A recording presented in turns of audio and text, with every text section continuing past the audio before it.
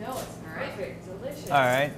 So in this crock, we have that's 1.5 heads of cabbage, and I just chopped it up, and I'll chop a little bit, throw it in the crock, and sprinkle a little salt on there. I'm not really measuring. You don't want to use too much. I go by taste with the sauerkraut, and you want to be able to taste the salt.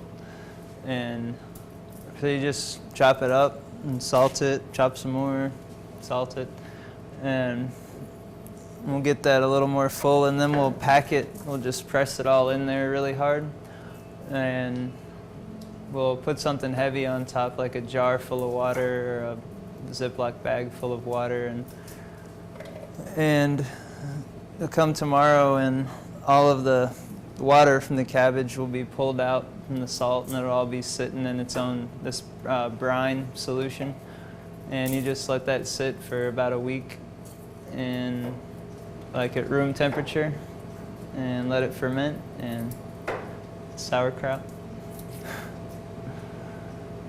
And that's it, right? It's so simple. Yeah. So basically, just describe just the straight steps one more time. So just Chop it, salt it, pack it into the crock, and put something heavy on top so it stays submerged in the brine, and then let it ferment at room temperature for about a week, and that's pretty much it. The longer you let it sit, the more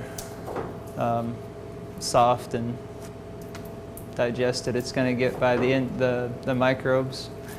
And there's a point where it's best, and at that point it's good to put it in the refrigerator to slow the process down, like Kelly was saying with the cultured veggies. And yeah. all right. And so the thing to reflect on is when you buy sauerkraut in the store, if you buy it from the refrigerated section, you're getting this live culture. You're getting all the microbes. If you buy it on the shelf in the aisles, it's been pasteurized. All that life is dead. So the best is to make your own. The next best is to buy the live stuff that's in the refrigerated section of your food store, preferably your local food co-op.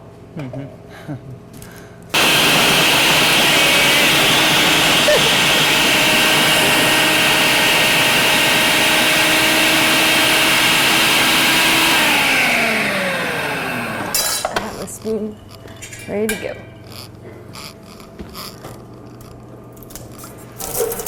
Make sure we cool it off because heat is not good for the veggies.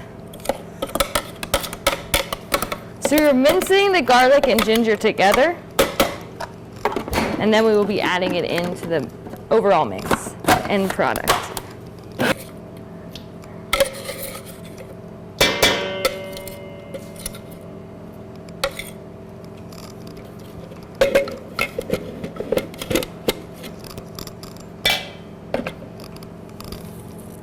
Now we're going to do some of the cabbage to expose more surface area and help your veggies along. I hope that's not too much, but we'll see.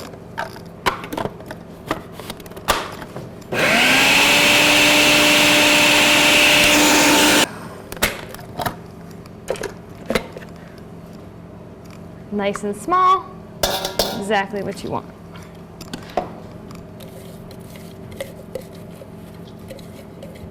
And since we have so much cabbage, no, I think that's good. Add the carrots.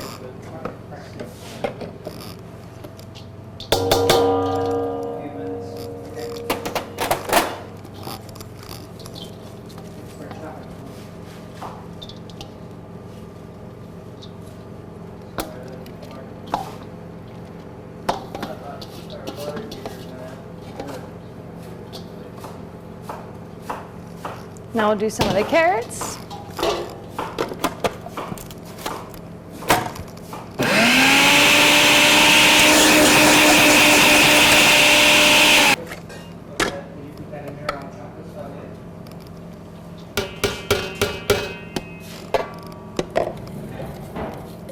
Explain what you've just done again, real quick. Okay, so we've taken the carrots and cabbage that we sliced with a knife. And this is, Ginger. yeah, the carrots and cabbage. Then we took, usually you should take about a third of it, of the overall amount of cabbage, and I put it in the food processor to make it very small, almost a mince. And same with the carrots.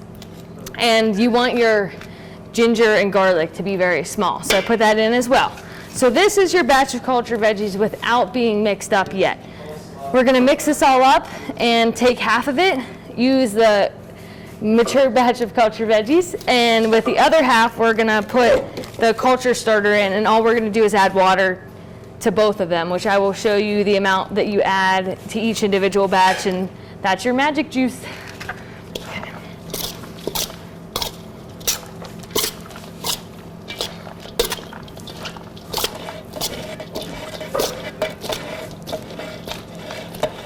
Mixing up the veggies, getting them all thoroughly divided.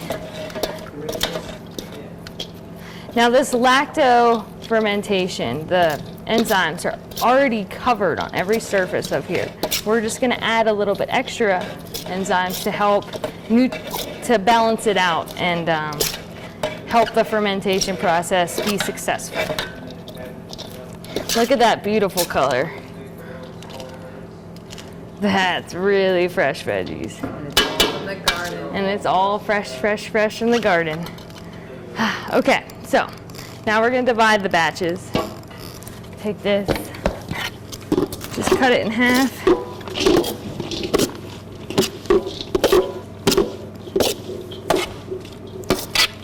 Half in here, half in there. Now, with this batch, we'll add in the matured batch of cultured veggies. Set it up. We're gonna grind this up just to make it more into a juice or pulp, so it can thrive and activate faster.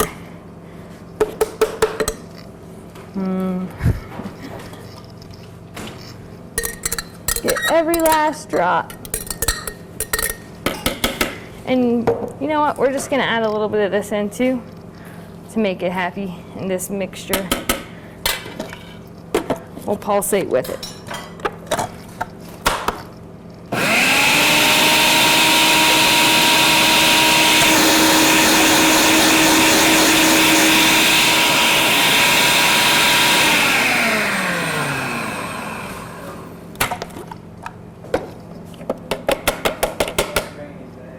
Okay, so this is the mix, a pulsated, matured batch. It's nice and juicy, very, very, very small mince. I'm gonna dump this in. Now, there's two ways you could do this. You could either add water right in with it and then distribute it into your jars. But then you have to make sure that you pour and balance the water to each of them. That way they're all even and you won't have to worry about your fermentation process turning out inconsistently. But I prefer, because you already have the enzymes in here and you're mixing it all, making sure it's all evenly distributed here, to put it in the jars first. Then you have more control over the compacting of your vegetables and the amount of juice you put directly in it. So we're gonna fill all these jars up and then I'll show you how to fill them with water. So we're filling the jars about an inch or two from the top is what they recommend.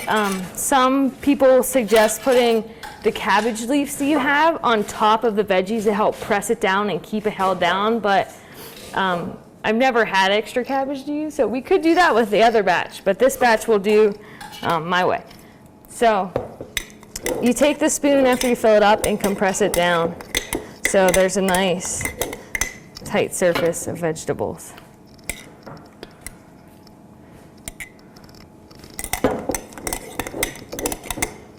That's about good.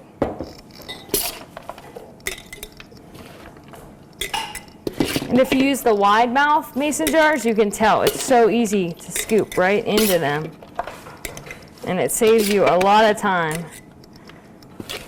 Okay, So press that down. It's a nice amount of area. That's what they should all look like. Now we're going to add the water into them. Now there's different opinions with this as well. They say all you really need is about 2 inches of water, because when it's fermenting, it's awesome because you can actually take it off the shelf in 4 or 5 days, depending on how fast it's going. And if you flip the jar upside down, bubbles will just start shooting off the side because it's fermenting, and the lids will start to bubble up. Now, something I've had happen is if it is consistently warm, you'll want to crack your mason jar lids about on day 4 or 5. That way it doesn't pop them, because you know if they go too much, the mason jars they'll actually get that dent in them, which you don't want, because then there's air access. So other people say, like, whenever you don't use the enzymes especially, that you should cover it up all the way. So I'm going to go halfway on this and fill them up halfway. That way we'll know that they have good amount of juice in them, and it's going to bubble up over the top. And it is good to usually shake your cultured veggies about midway and pop the lids and then close it again.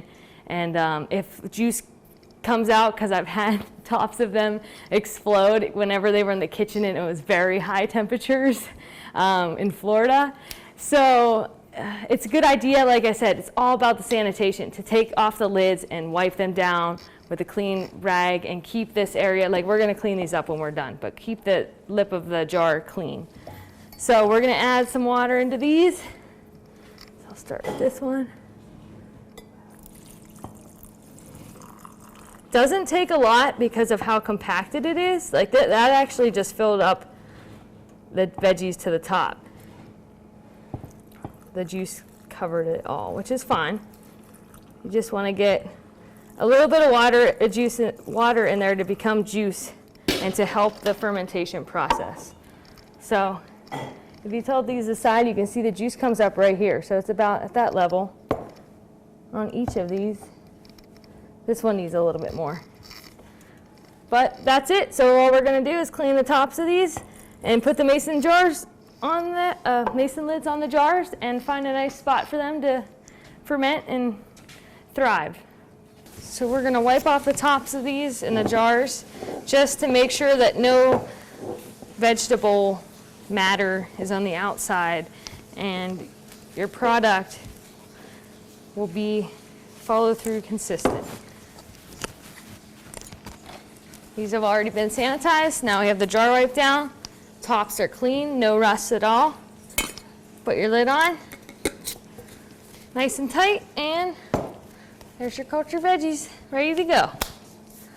So that little space in the middle is okay? Yes, this is good because they're going to expand. You pack them down, you put the juice in. When you open this up, if you filled it up all the way, that's when your tops explode off. That was what I learned from experience. And people also say that you can use the cabbage leaves you have left over and just rip them and put them inside, which we could do with the next batch if you want to try. All you have to do is just fill up that space with like a 1/2 inch of cabbage and then put your liquid in, same halfway up, and put your lid on. And this will help.